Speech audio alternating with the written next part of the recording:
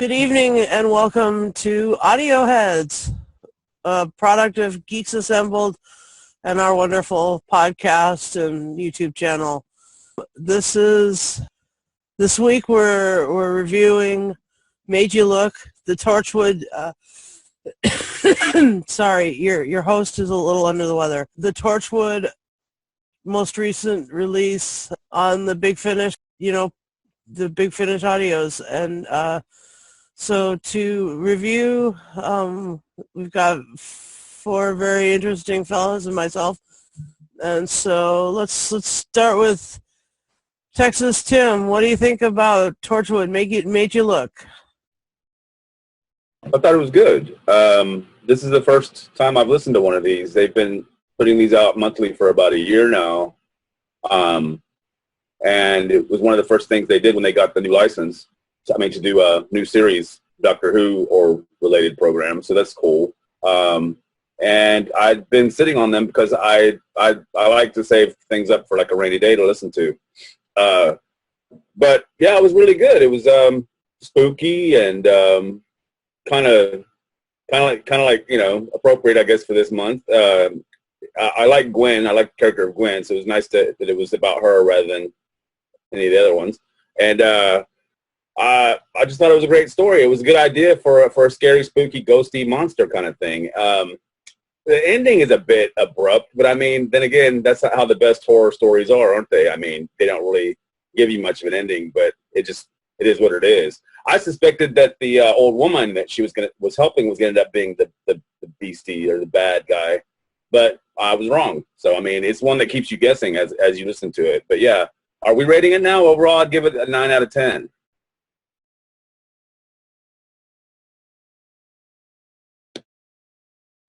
Thanks, Tim. Yeah, we'll rate them as we start off. Let's hear from Lee. What do you think of Made You Look? Well, I totally agree with what Tim says there. When this series set off, I wasn't impressed with the first release of Torchwood audios, but I stuck with them, and this is the latest release, and it's a pretty good series. And it's a good idea that they have just one sort of character from the TV show just in the audio. They have released one more with Captain Jack and Yanto, but overall it's just usually one main character from in each audio. And this one, as you say, is with Gwen going to a seaside town where everybody's disappeared. And it's just, it's spooky, eerie. And the idea of this, the character is called Darkness, where the voice behind everybody. What an amazing character that is. If you see him 3 times, you're his. It's just brilliant. That and the old woman, Mrs. Rhodes, the blind old woman, because she can't see him. She's there. The only one in the town who hasn't seen the darkness. Well, that then made me think she can't be the only blind person in the town. But that's only a little quibble there, but it's brilliant acting, brilliant writing.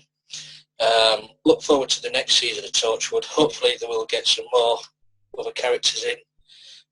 But with Eve Miles, you can't go wrong with her. So for me, it's one of the best out of the series. I'm giving it a 10. Thanks, Lee. How about you, Beef Dad? What do you think of this?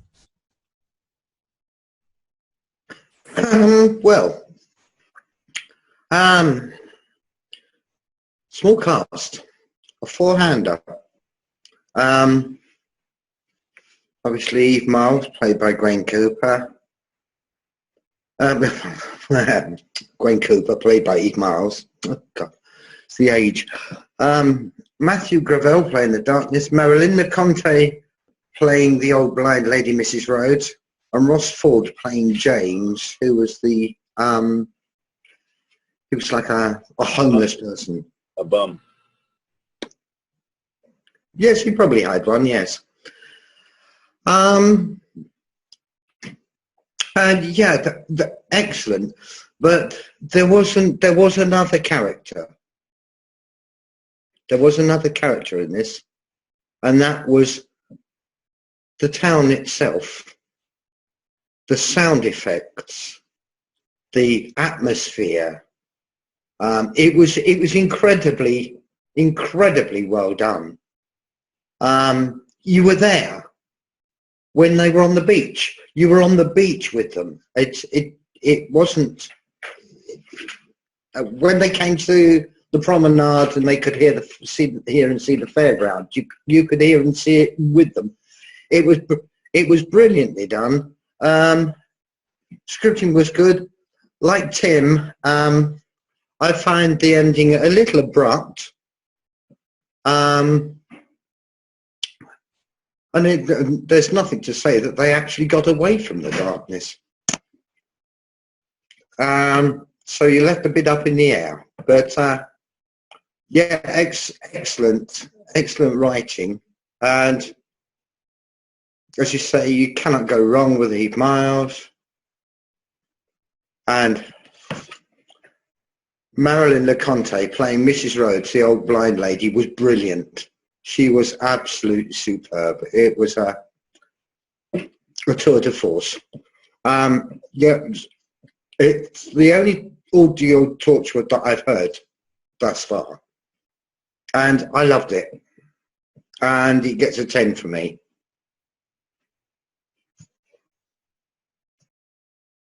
Right on, a 10 out of 10 for Beef Dad. And Connor, you're a fan of Torchwood, right? And so what would you think about, what did you think about Made You Look? Yeah, as Susan said, I'm a big fan of Torchwood. It's by far my favourite spin-off of Doctor Who. And being the first time I've heard any of the audios, this is really quite a brilliant piece of Torchwood magic. It's only got the one character, Gwen Cooper. The rest of the team are somewhat absent, which is a bit strange because in Torchwood you're sort of used to all of the mingling between the team, but it sort of puts a spin on that where you've just got the one character investigating. And Eve Miles is one of the best in the show, and she definitely owns it here. She's brilliant as Gwen Cooper, I think. The characters themselves, Matthew Gravel as the Darkness was one of the creepiest performances in Torchwood. His voice was brilliantly suited for the role. He was so creepy. Just the tone of his voice and just how rich it was a brilliant performance. Marilyn LeConte as Mrs. Rhodes. I did like the idea of using an impaired person to further the story because it sort of makes it a little more creepy that all of this stuff is going on and she doesn't know any of it because while she can hear things, she can't see it. And it's very much sort of when a whole entire town is wiped out, it's very much a visual sort of thing. So she didn't even realise that her town mates, whatever you want to call them, disappeared. And even the man who I can't remember the name of in her own B&B was dead. He was drowning in his own soup. It was that was a bit creepy.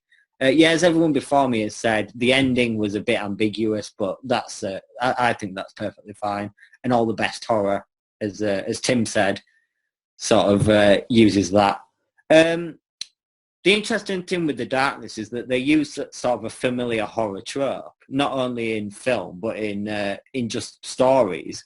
Because, of course, you have the story of Bloody Mary, that if you say her name 3 times in a mirror, she appears. That's a familiar story for people who like scary stories. So to use this in sort of a way where if you see this darkness 3 times and you die, that was a great sort of classic use of a trope.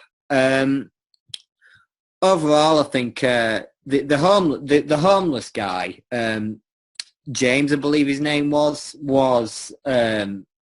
well used, I think, because it sort of ups the ante when he came to such a grisly demise, and it was never explained really what happened to him, just that he was dead all of a sudden. And that really shocked Gwen and made her really want to take care of Mrs. Rhodes, even though that didn't really work out because of what happened to Mrs. Rhodes. But yeah, overall, I'll give it a 9 out of 10, I think, overall. And I'll have to end this review on what a brilliant performance from the Seagulls. So, yeah, that's my review. Thanks, Connor. And here's my bit for this review. I really I thought that Gwen Cooper was used in an amazing way. I love the simplicity of the fact that there was only her with her police background, her willing to care, and her duty to care, and her compassion for the people, her compassion for James, her compassion for Mrs. Rhodes. Wonderful. She moved. They went moving through the town and through the seaside and through the boardwalk, and with their eyes closed, or well, Gwen had her eyes closed. Mrs. Rhodes didn't have to have her eyes closed, but they just went on this adventure together, eyes closed, head down, not seeing the darkness, and the darkness was so eerie. Oh my gosh, what a cool monster villain type person. Really amazing. I thought it was, I thought it was creepy too. The person in the B&B who was dead in the soup. That was pretty interesting. I love how she had a B&B and she didn't know really what was going on in the rest of the town. She never knew. She never really knew. She was like in her own little, Mrs. Rhodes was in her own little, cocoon. And so when Gwen came along, she broke out of her cocoon and went traveling through the town. Anyway, interesting and abrupt ending, really abrupt, really sort of, it was cool. Anyway, I'm a Torchwood fan too. I will pursue the rest of the audios because of this one, and I'm really excited to let you know that I guess it's a 10 out of 10 for me. I really liked it, and so now I will throw open the floor to whoever wants to say whatever. Yeah. Well, go ahead, Lee. As Connor mentioned, the performance from the Seagulls, and that was just an eerie scene, that on the beach with the Seagulls just coming down. But also, the Mrs. Rhodes, where the darkness was playing with Gwen, with the sewing machine scene. Mrs. Rhodes, that just put images in your head of, that was just pure horror, really. It's amazing get these actors, and the performance from these actors are just brilliant. I can't fault this one. It's just awesome. Well, I like too how though also it's implied that Torchwood isn't really very famous for being an organization that helps people. And how the old lady even tells her, wasn't I just better off in my B&B? I mean, you dragged me out here, now I'm in danger. I mean, she also mentions later whenever Gwen says, no, we removed the tape from the internet so that we wouldn't attract people out here, so nobody knows we're here. And the old lady's just kind of like, yeah, that was a great idea too, wasn't it? I mean, what kind of bumbling operation are you? Also, it's kind of funny behind the scenes. There's a little story that because whenever they released the last one with Gwen, before this one, a few months ago, I think it was, or maybe late last year. Anyway, Eve Miles tweeted and said, well, I've just finished up my last Torchwood. And so it all automatically, the internet speculated that she was done and she wasn't going to do anymore. Remember, it was all over the place. Is she done with Torchwood? What is she talking about? And sure enough, she was just referring to the title of this one because the title of this one is Made You Look. So when this one came out, it was just like, she was just kind of like, you know, So that's really cool they did that. But has she done her last touch? Because of that abrupt ending, as soon as she opened her eyes, just nothing. You know, you never know. I'd just like to play with this, I suppose. I think one observation I have to make about this is just how good this audio is. And now you have John Barry saying that certain egos are blocking the revival of Torchwood on TV. It's just a terrible shame for me because it's a great series. This was a great audio. If it can be written to this quality on TV, then you've got a popular show. I think he should worry more about his own ego, though. He had no business saying something like that when it's not. That is very true. Yeah, that's very true. That was a terrible thing to say because you know what? John Barrowman wouldn't be anybody if it wasn't for Doctor Who. Doctor Who put him on the map. Yes. And for him to be that disrespectful to whoever is associated with it at the moment is a bit unfair. God, no wonder they messed with his vortex manipulator, right? You should also be happy that the license has expanded so they can do Torchwood on audio. So at least he's getting work doing that. We've also got to give a big thumbs up to Kai Owen, who did a little cameo. Very good. Very good. I mean, he does pop up in another audio with Eve Miles as well, so this is just a little cameo. Brilliant all around. I'm surprised if they don't give him his own story at some point. He's very good, and he's a good reader. He read a few of the Torchwood audio books, so yeah, they should have more stories with Reese.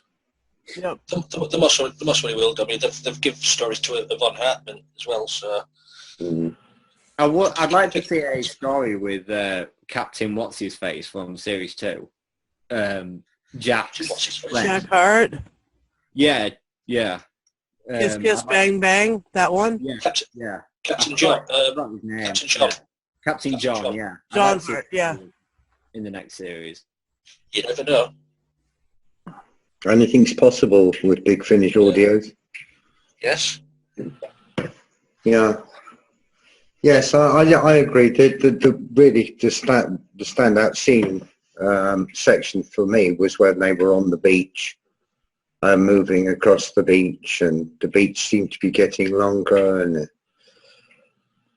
eventually when the darkness came along and the seagulls attacked them, he was controlling the seagulls, and the seagulls attacked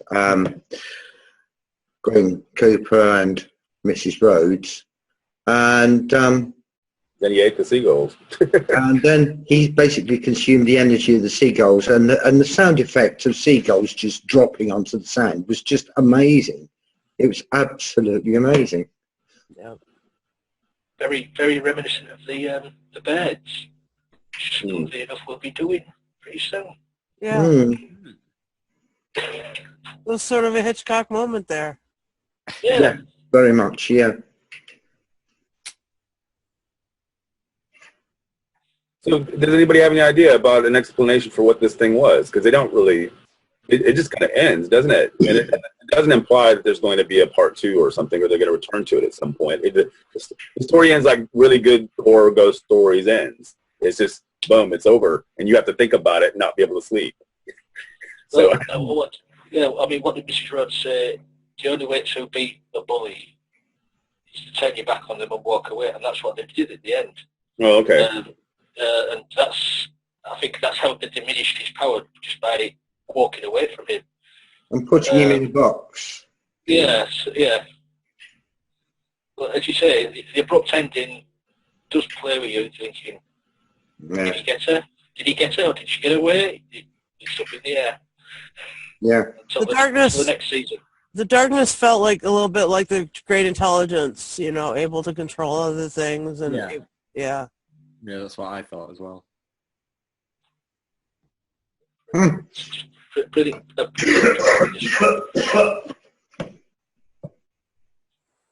Yep, coming back. It'll come back, I bet, somewhere down the line. And it's definitely made me want to listen to more. So that's going to be... This is number 12, and that was the last release this year. So, well, they have one coming up in November. It's a full cast drama, I believe. Oh yeah, it's a special release, isn't it? Yeah. Special release.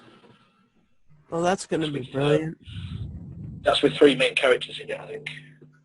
This was interesting, though, that they did the 2 series back to back, because they started this. It was going to be six months of a 1-disc release, and then they immediately followed it with another round of 6. Whereas usually they'll take a break and have it in a different year. You know what I mean? So either they were very popular, or they just decided to roll them all out at the same time. I mean, one after the other. So. What I heard is they were quite popular, so that's how why they did it. So it's something new from Big Finish. It was popular. Mm-hmm. Yeah, it was strange because they recorded it in May and then released it in August, right? Something like that, yeah. It's like bam, bam. Mm. Well, it only takes a weekend or something to record a Big Finish, doesn't it? Usually 1 day. 1 day for 1 disc, pretty much. Huh. If it's a full batch, it's usually 2, a weekend. Get the all actors together and the sound. Sometimes they don't even need to have them all together. They recorded it in different places. It's amazing. One, I think it was one of the Torchwood audios. I think it's Uncanny Valley. John Barrowman was in America. He recorded his parts in America. Mm-hmm. Well, the other actor recorded his parts in wherever Big Finish is at the moment. Yeah, because I believe they set up a special studio for Tom Baker in his home, didn't they? So he can just record from there. I love that. Well, he's getting on a bit, so I mean, I'm guessing. Well, but then again, he's always talking about how much he loves to come to the studio and regale them with his stories in the green room and have lunch with everybody. Yeah, so who knows? All right, is there anything anybody else wants to add to sort of end this thing?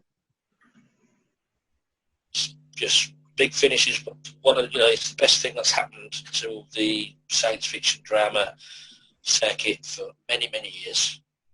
And I quite agree with that. Yeah. People out there, just give them a chance. They've got so many different ranges. Just choose from. Just pick something and just give them a listen.